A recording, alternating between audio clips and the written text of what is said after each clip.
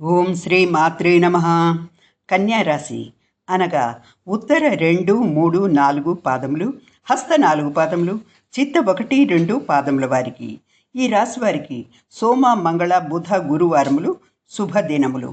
వీరికి ధనవృద్ధి, సర్వతోముఖాభివృద్ధి, కుటుంబంలో శుభకార్యములు, బంధుమిత్రులతో సంతోష సంభాషణలు చేయుట, మిత్రులతో ఉల్లాస ఉత్సాహముగా గడుపుట, అన్నింట్ల విజయము, వస్తు వస్త్ర లాభము వంటి ఫలితములు కలుగును.